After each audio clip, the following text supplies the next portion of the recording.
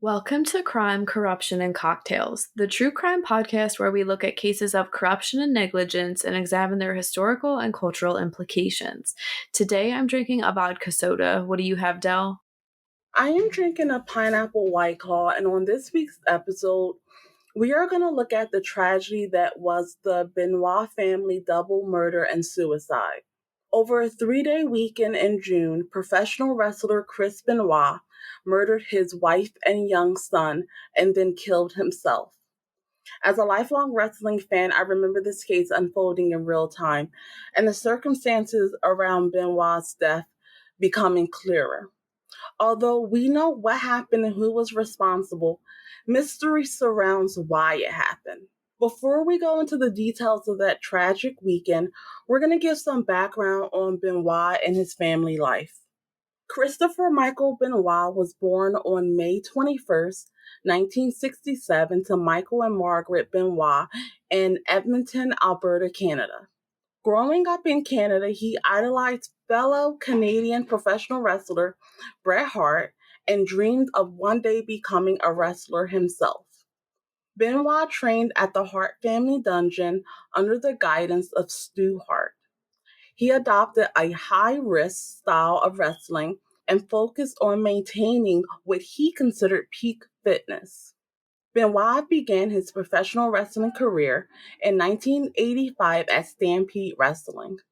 He would often use a diving headbutt as a signature move. From 1986 to 1999, Benoit worked for New Japan Pro Wrestling, where he won his first major championship, the IWGP Junior Heavyweight Championship. He briefly worked for World Championship Wrestling, or WCW, in 1994 before returning to the company in 1995 after a short stint at Extreme Championship Wrestling, or ECW.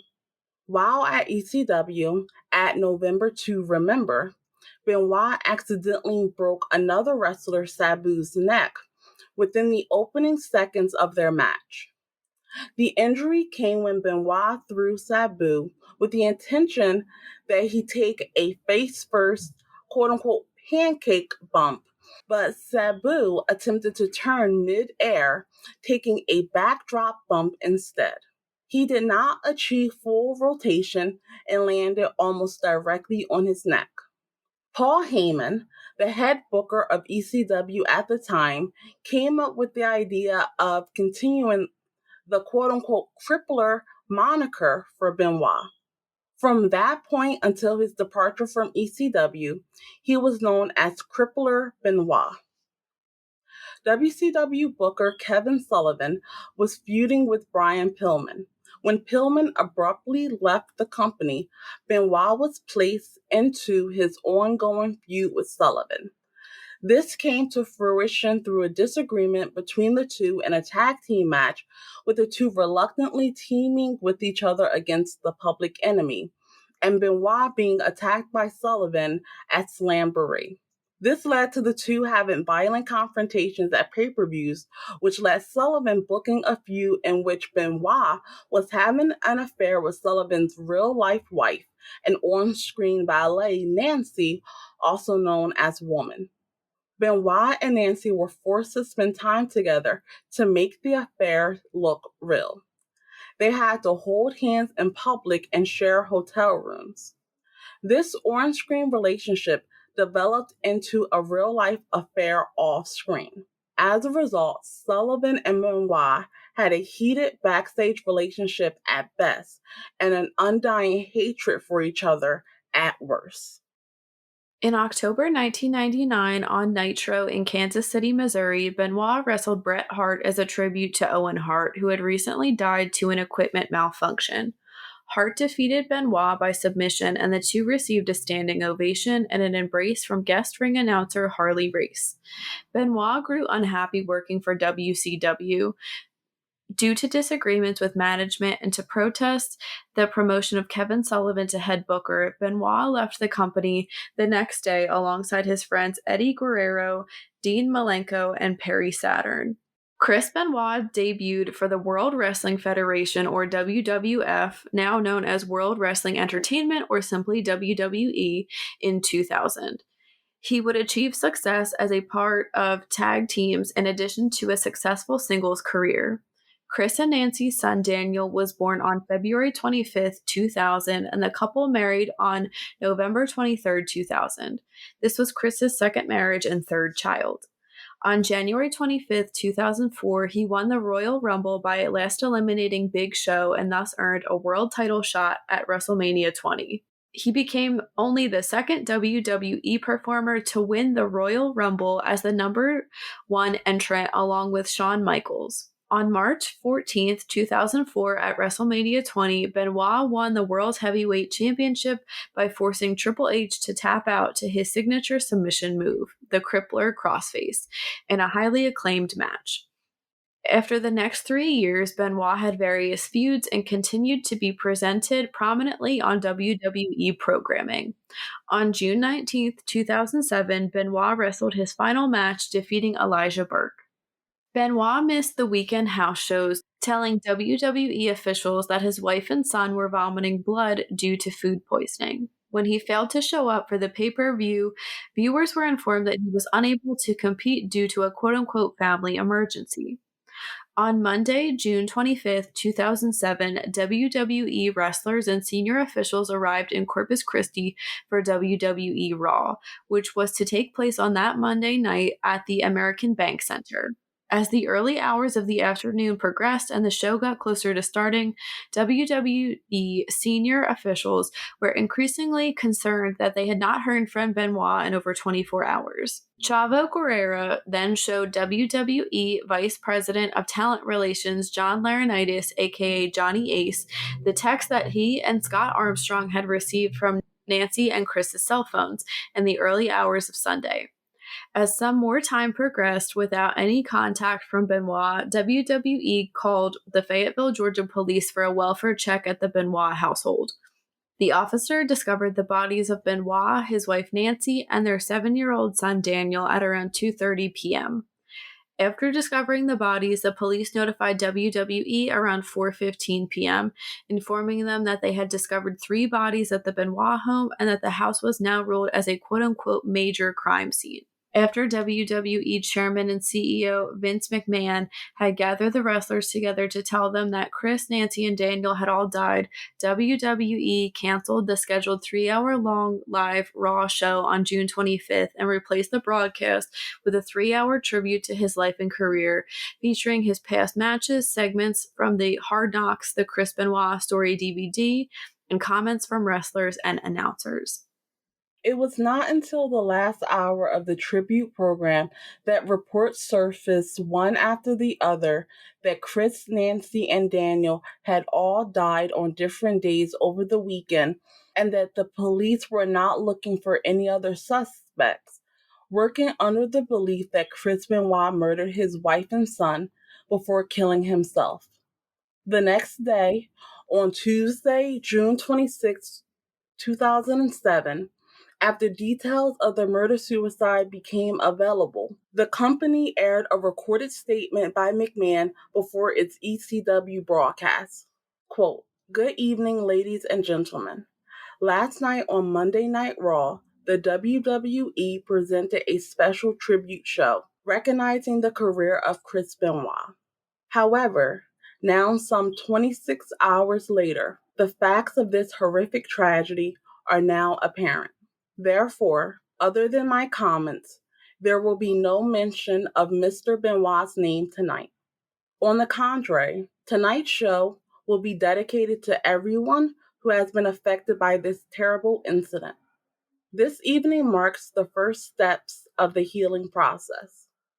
Tonight, WWE performers will do what they do better than anyone else in the world: entertain you." End quote. This was the final public statement made by the WWE about Chris Benoit. Once the details of Benoit's actions became apparent, WWE made the decision to remove nearly all mentions of Benoit from their website, future broadcasts, and all publications. The events of the double murder-suicide started on Friday, June 22nd, 2007, when Chris Benoit killed his wife Nancy in the bonus room of their house, which was being used as an office. According to the police report, her limbs were bound prior to her death, with her arms being restrained with coaxial cables and her feet being duct taped together. A balled up combination of tube socks and tape were also found in the kitchen trash and appeared to be soaked in dried blood, which led police to believe that it was being used as a makeshift gag prior to her death. Her body was wrapped in a blanket. A copy of the Bible was left by her body.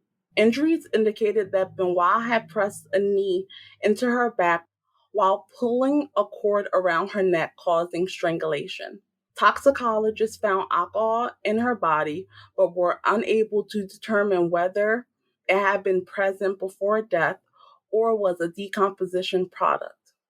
Decomposition also made it difficult to estimate pre-death levels of hydrocodone and omeprazole found in quote-unquote therapeutic levels in her body. In any case, her medical examiner's report saw no evidence that she was sedated as her son had been when he was killed. The following day, on June 23rd, Daniel was suffocated and killed in his bedroom, and a copy of the Bible was left by his body. Daniel had internal injuries to his throat area, showing no bruises.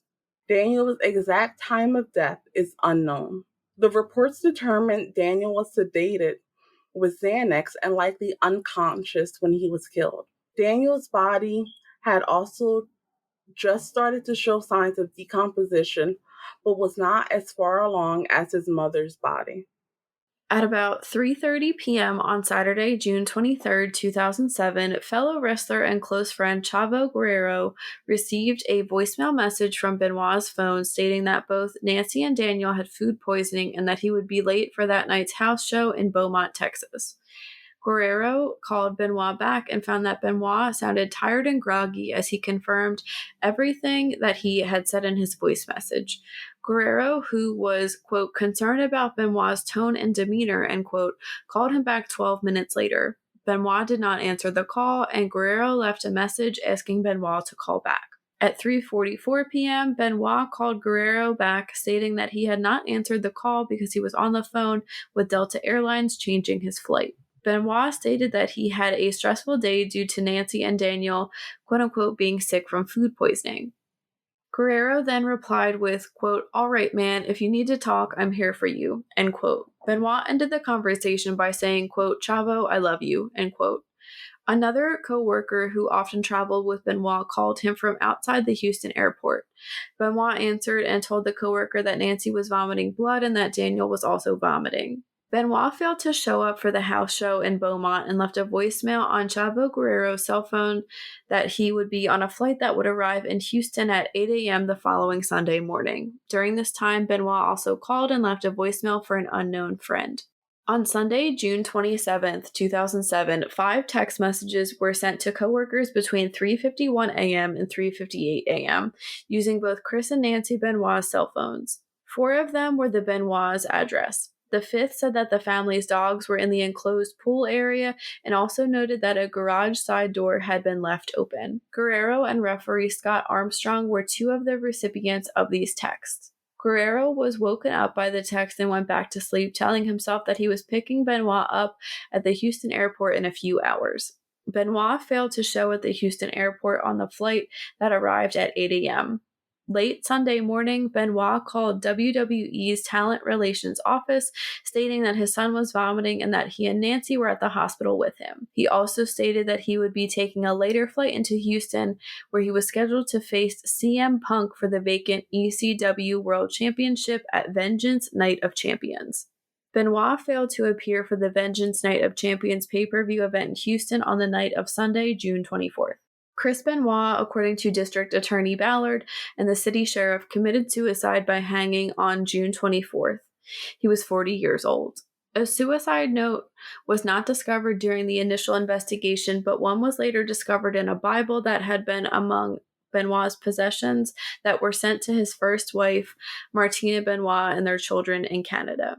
Benoit's father, Michael, stated that Chris had left a, quote, handwritten notation in there saying, "I'm preparing to leave this earth," end quote. A memorial for Nancy and Daniel took place in Daytona Beach, Florida on July 14th, 2007. Both were cremated and their ashes placed in starfish-shaped urns for Nancy's family. Chris was also cremated following a private memorial service in Alberta on August 6, 2007, but the fate of his ashes has not been publicly revealed. 3 possible motives have been presented to explain Benoit's actions. The first was roid rage. WWE attorney Jerry McDevitt appeared on Live with Dan Abrams on July 17, 2007, and said that Benoit was prescribed testosterone as part of a treatment for testosterone replacement therapy, which McDevitt said was a common medical practice for people who had used steroids in the past and had suffered testicular damage as a result. Prior to the murder-suicide, Benoit had illegally been given medications not in compliance with WWE's Talent Wellness Program in February 2006, including anandroline, an anabolic steroid, and anastrozole, a breast cancer medication which is used by bodybuilders for its powerful anti-estrogenic effects. Benoit was found to have Xanax, hydrocodone, and an elevated level of testosterone caused by a synthetic form of the hormone in his system. The medical examiner attributed the testosterone level to Benoit possibly being treated for a deficiency caused by previous steroid abuse or testicular inefficiency. The second possible motive was chronic traumatic encephalopathy, or CT, or some other form of brain damage. After the double murder-suicide, former wrestler Christopher Nowinski contacted Michael Benoit, Chris's father, suggesting that years of trauma to his son's brain may have led to his actions. Tests were conducted on Benoit's brain by Julian Bells, the head of neurosurgery at West Virginia University, and results showed that, quote, Benoit's brain was so severely damaged that it resembled the brain of an 85-year-old Alzheimer's patient, end quote. He was reported to have an advanced form of dementia, similar to the brains of 4 retired NFL players who had multiple concussions, sank into depression, and harmed themselves or others. Bells and his colleagues concluded that repeated concussions can lead to dementia, which can contribute to severe behavioral problems. The last motive was a marital dispute. Nancy Benoit had filed for divorce in May 2003, allegedly after domestic abuse from Chris, but had withdrawn it in August 2003. In February 2008, the Atlantic Journal-Constitution AJC reported that Nancy may have suspected her husband was having an affair with a female WWE wrestler and that they may have also argued over a life insurance policy. One thing before we get into our thoughts on this case that I wanted to mention that there are several conspiracies around this. One of the most prominent was that this was not a double murder suicide, but a triple murder. People have pointed the blame at Nancy's ex-husband, Kevin Sullivan. I didn't want to not mention it, but there is no basis to believe these conspiracies, and honestly, they're primarily used as a way to deflect from Chris Benoit's culpability in the death of his wife and son. So with that being said, Jenny, what are your thoughts on the Benoit family murders? This is a case that I was somewhat familiar with, but I didn't know many details. It was kind of like I remember this happening. It's such a sad case to see that 3 people, especially a child, lost their lives. I'm sure it was very shocking to everyone that knew him and to his fans as well. It seems like it really kind of like uprooted the wrestling community. I don't know too much about Chris Benoit. I did some of my own research before going into this, but he seemed like a really great person. His friends and family seemed really important to him. And a lot of people said in interviews that I saw that he was kind of like a gentle giant. It's really tragic. And this isn't the first or the last time we're going to be talking about something like this. But, hearing a high profile person that this happened to them, it is really shocking. As a fan, Dell, I'm curious to hear about your thoughts. Yeah, this was one of the first times when I was, actively watching wrestling and something like this happened. Because you hear about previous stories and there's sort of a detachment from that. But this was one of the first times when someone that I was a fan of. And I remember celebrating his wins. I remember getting excited for when he was coming back and you would see him. Me and my sister would put the crippler crossface on each other, even though they say don't try this at home. So I have all of these fond memories of this person, and that is juxtaposed with his horrendous actions. And honestly, when writing this, and I had been thinking about doing this case for the podcast for a while, but it just never seemed right. And then finally, I was just like, let's just write it, let's talk about it. But one thing when it comes to my mindset on Chris Benoit and what he did comes from Paul Heyman. And he said something I completely agree with. He said, quote, "You can admire his work all you want, but I'll give you my take on it since you want to keep yelling out, my boy." 3 people died in that house that night. I don't care about CTE. 3 people died in that house that night. Only one person had a choice behind it. The other 2 didn't have a choice to die. So if that's your boy, fuck you. End quote. And honestly, as harsh as that sounds, that's how I feel.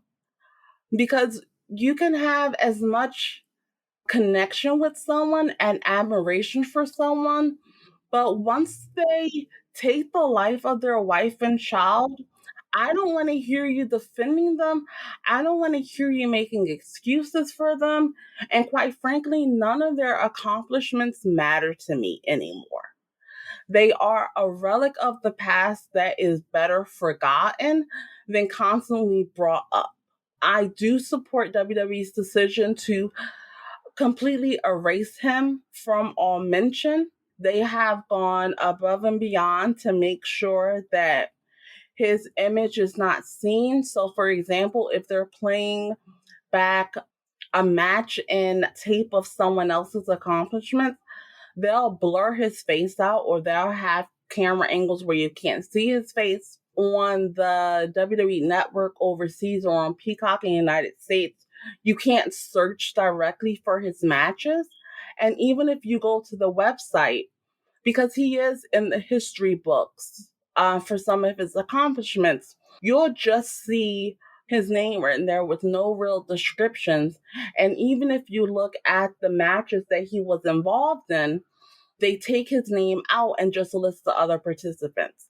I think that him becoming basically persona non grata is the best thing that the wrestling community could have done to recognize how heinous his action was and how it is unacceptable. And no matter what level of talent you have, there is a line that you can't cross. And for me, murder definitely is involved in that.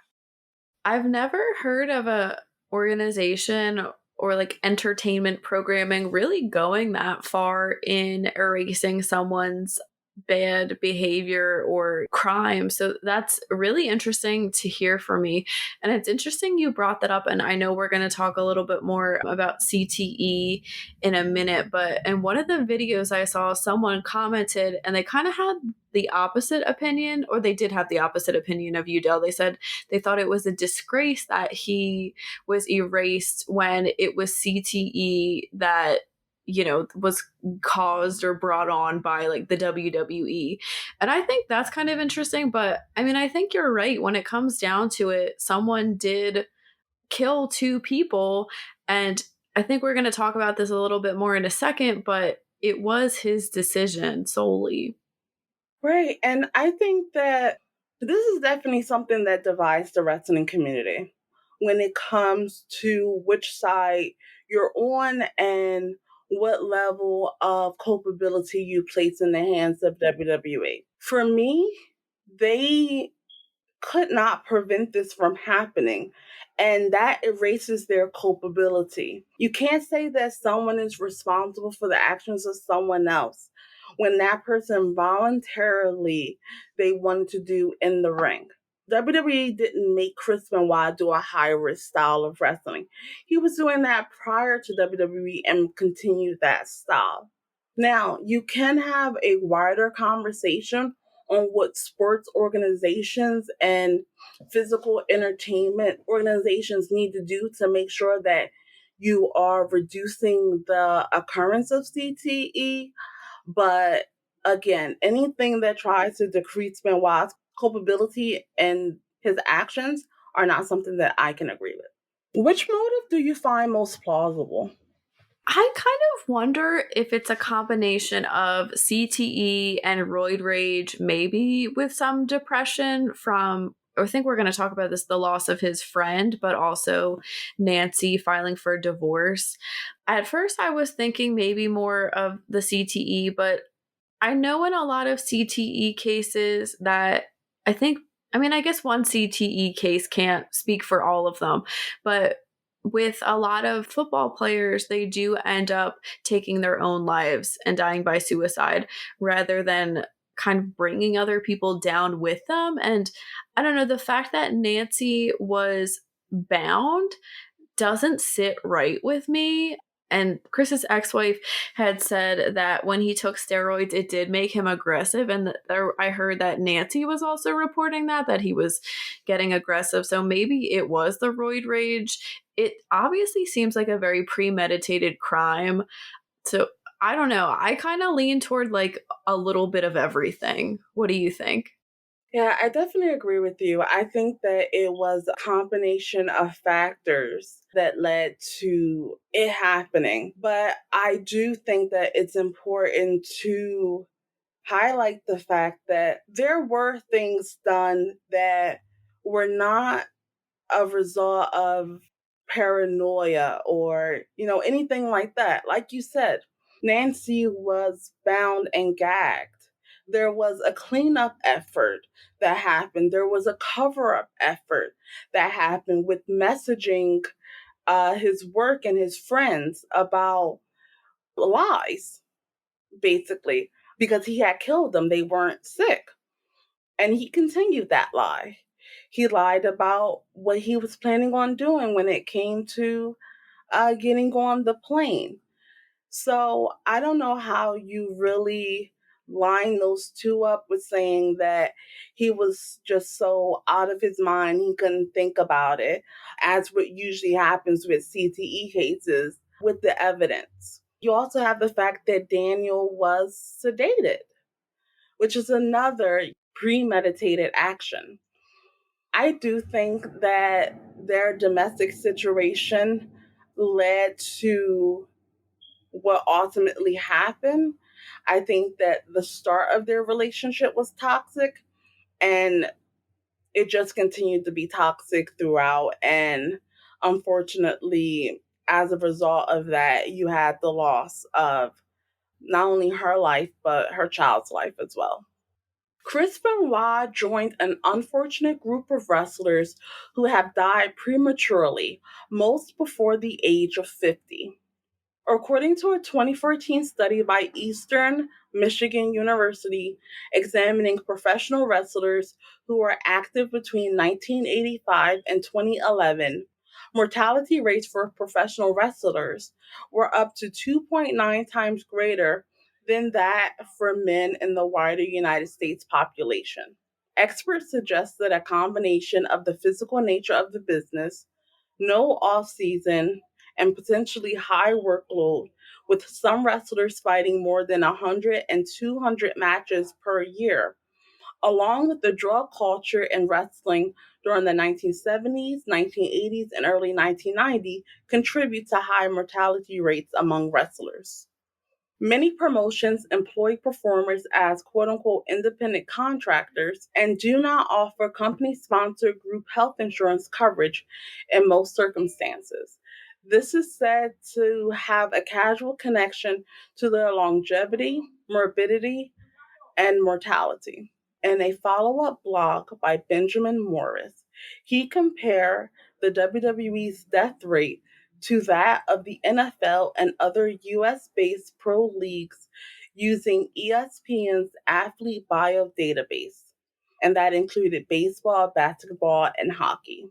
The sample athletes must have completed at least 5 seasons. The mortality rate for professional wrestlers were significantly higher than the pro sports athletes. He found that of those pro wrestlers aged 50 to 55 years old in 2010, 20% of them had died. In comparison, fewer than 5% of athletes from pro sports in the same age group had died. Their deaths have been caused by various things, including overdoses, murders, suicides, and in ring accidents. Jenny, what are your thoughts on the disturbing phenomenon of wrestlers dying prematurely? It's really sad and shocking. It's not something I was really aware of. I know we see something similar with the NFL, but I mean, it makes sense. When you're an athlete, particularly a wrestler, you're wearing your body down as a profession and for entertainment. And that's really upsetting to hear about the health insurance. And I will say too, I mean, even within this case, we talked about one other person that died from equipment malfunction, and we're about to talk about another friend of Benoit's that died. There really is a lot of deaths, and it's I don't know. I mean, I feel like there needs to be some kind of like investigation or something into all of this. I mean, we do in the general entertainment industry, you see performers and actors die young. Like we were talking about drugs, they do tend to have more access to drugs and things that can hurt you. But those statistics are really, really crazy. What do you think? Yeah, I absolutely agree with you. It just makes you sad because you're like, you watch this person and you think you're going to see them have this long career and then see them off into retirement. And then it seems like one thing happens and everything comes spiraling down on them. One person that I'm thinking about is a wrestler known as Tess or Andrew Martin. And he's someone that was employed by the WWE. He had a substance abuse problem, and unfortunately, he had an accidental overdose and passed away. And his story is not unique. You have these people that, despite the success that they found, despite the money that they have, it's something with wrestlers where there is this disconnect between having the potential to get help and actually getting the help that you need. And you don't really see it with other sports athletes.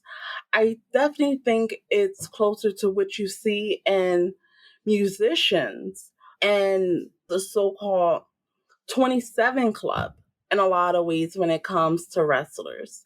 It would take us all day to list the wrestlers that have prematurely passed away, but I think another one that I wanted to highlight is the person that was extremely close to Chris Benoit as we move into the next section on survivor's guilt, and that was Eddie Guerrero, who passed away from heart disease. And he was 38 years old when he passed away.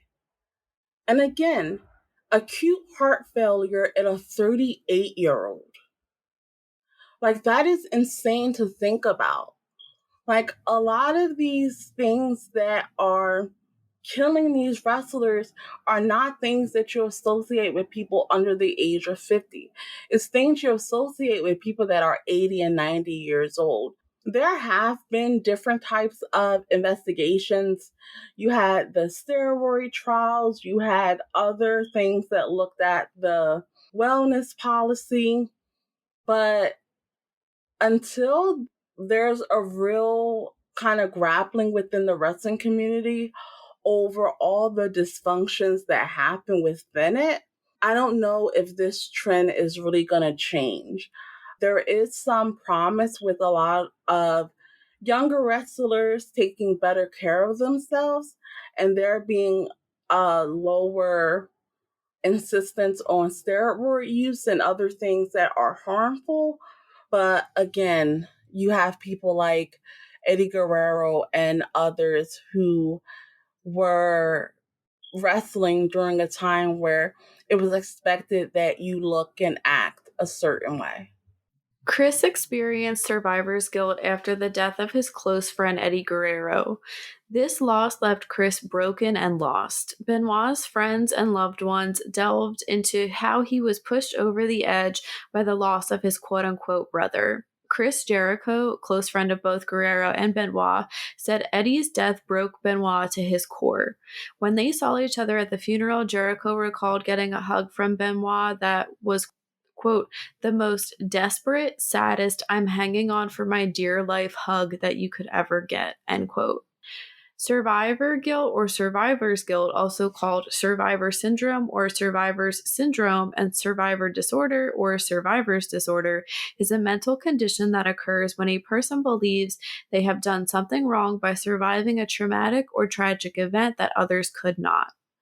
When the Diagnostic and Statistical Manual of Mental Health Disorders 4, otherwise known as the DSM 4, was published, survivor guilt was removed as a recognized specific diagnosis and refined as a significant symptom of post traumatic stress disorder. Survivor guilt was first identified during the 1960s. Several therapists recognized similar, if not identical, conditions among Holocaust survivors. Similar signs and symptoms have been recognized in survivors of traumatic situations, including combat, natural disasters, terrorist attacks, air crashes, and wide ranging job layoffs. There are three types of survivor's guilt.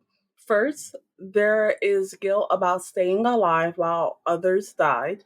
Second, there is guilt about the things they failed to do. These people often suffer post traumatic intrusions as they relive the events again and again. And the third was the feeling of guilt about what they did do, such as scrambling over others to escape.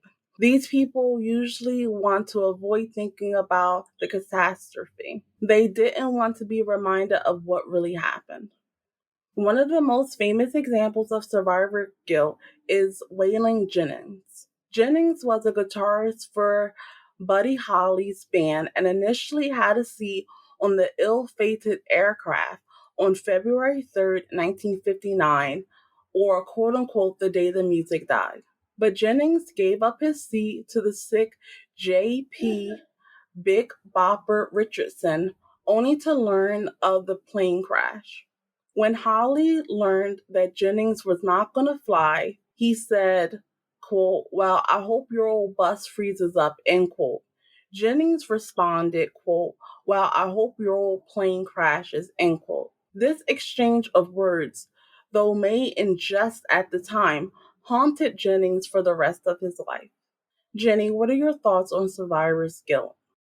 It's a very real thing, and I know some people that have experienced it. I didn't know that it was found, I guess, first found or talked about with survivors of the Holocaust. I thought that was pretty interesting. And I think it does make more sense as a symptom of PTSD rather than its own like diagnosis itself. And I think a lot of people have experienced it in some way. To me, it doesn't always have to be traumatic, a traumatic thing. It can be like a, hey, I made my life better and the people I grew up with didn't get out of that. Well, I had the chance. I think it can be like anything from that to, like we said, surviving a natural disaster or anything along those lines. And I understand why stuff like that does go through people's minds. We can't make sense of tragedies and trauma, but we try our best to. And part of that is thinking, well, what made me so special that I got through that and they didn't? Like I said, just so many questions arise from trauma and death that our minds just can't comprehend, and we have to kind of like put a puzzle together. What do you think? Yeah, I definitely agree with you. Honestly, when it comes to survivor's guilt, it's one of those things that is really sad because how do you help the person?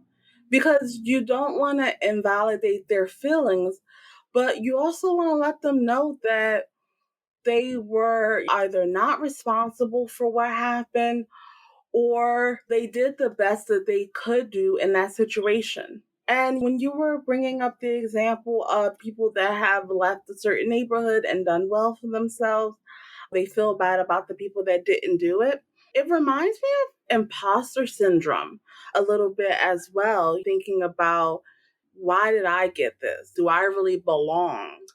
And I feel like survivor's guilt takes that one step further when people are questioning, why am I alive? Like you said, what's so special about me that I was able to survive this? I think that especially comes up when you have very few survivors and a lot of casualties.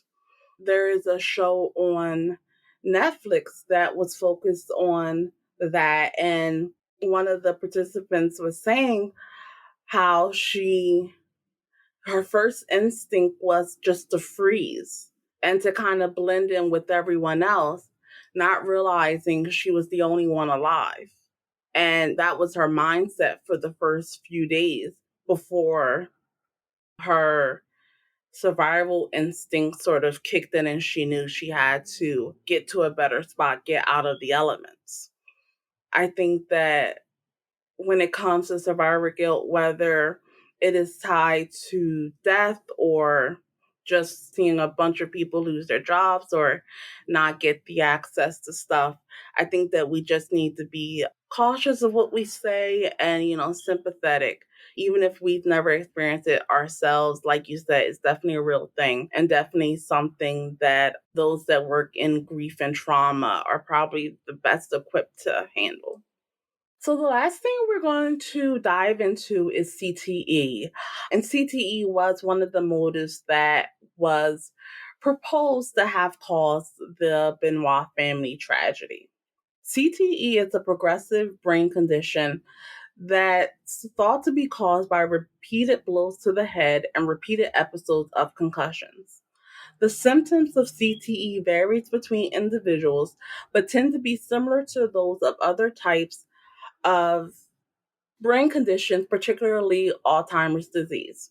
CTE usually begins gradually several years after receiving repetitive blows to the head or repeated concussions. Typical symptoms of CTE include short term memory loss, such as asking the same question several times, or having difficulty remembering names or phone numbers, changes in mood, such as frequent mood swings, depression, and feeling increasingly anxious, frustrated, or agitated, increasing confusion and disorientation, for example, getting lost, wandering, or not knowing what time of the day it is, difficulty thinking, such as finding it hard to make decisions, violent outbursts, increased frustration, again, mood swings, and lack of interest in people and things that previously the person cared about.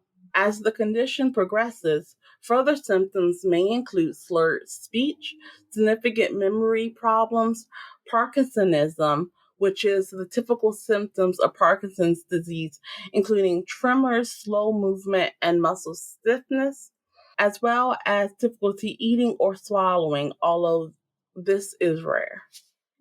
Although the exact causes are not fully understood, certain groups of people are believed to be most at risk. This includes athletes with a history of repetitive mild traumatic brain injury, particularly in contact sports such as boxing or martial arts, American football perhaps related to repeatedly heading the ball, and rugby. Military veterans with a history of repeated head trauma, such as blast injuries, people with a history of repeated head injuries, including self injury, victims of recurrent assault, or poorly controlled epilepsy that results in repeated head trauma. There's currently no test to diagnose CTE. A diagnosis is based on a history of participating in contact sports plus the symptoms and clinical features. This means the only way of confirming CTE is by carrying out a post mortem after a person with the condition dies. Research is ongoing to determine whether other brain imaging techniques will be able to help diagnose CTE in the future. As with many other types of dementia, treatment for CTE is based around supportive treatments. Unfortunately, a 2009 analysis of 51 people who experienced CTE found the average lifespan of those with the disease is just 51 years old. Do you think that we'll be able to find a cure or at least some type of treatment for CTE? I hope so, but it's so hard because we don't know for sure until someone dies. I would say I think I may be more confident in like brain imaging to find for sure if someone has CTE coming first, but I feel like we're kind of in a maybe not a good place with CTE, but we know a lot more about it now than we did like 20 years ago. Like nobody was talking about CTE then. But if we do know a lot of the symptoms, so hopefully some treatment could help or we could learn some type of treatment. This definitely isn't an easy solve, but I would hope that we could find more. But I mean, the doctor that found out that CTE was even a thing was very suppressed by the NFL. I don't know if any other like sporting or like entertainment industries also had a hand in keeping his findings suppressed, but I don't know if this uphill battle is still going on. Like I said, more people are talking about it now, so hopefully it's not. But we have a long way to go. But I think I can see us getting the imaging techniques first and maybe some type of Alzheimer's treatment. I feel like I've heard that there's more Parkinson treatment coming out, that there's been more advancements with that. So who knows, maybe something we could find something based off those findings. What do you think? I agree with you. I think that the first step that we need to take is we need to be able to diagnose an individual with CT while they're still alive. Because while in terms of research, it's good to know whether someone who has passed had CTE, it doesn't do any good for those that are living with the condition. So hopefully that is something that can be worked out fairly soon because you do have a lot of individuals that are participating in sports that have a high occurrence of concussions, thus, a higher prevalence of CTE. I think that when it comes to treatments or a cure, I think it's more likely that they're going to be able to use what's found for Parkinson's or Alzheimer's and use those medications to also treat CTE because the conditions are so similar. I think that there has been some change in professional sports when it comes to just the awareness of concussions and the damage that it can cause. But we have a long way to go in order for these leagues and other professional teams to really accept responsibility for the role that they may or may not play in just preserving the safety of the individuals that work for them. That sounds good to me. That wraps up this week's case. Thank you for listening. Let us know in the comments what you think about the Benoit family murders. You can read more about this case and how to support us in the links below. We will be back next week with an episode focused on the Deepwater Horizon oil spill. As always, stay safe.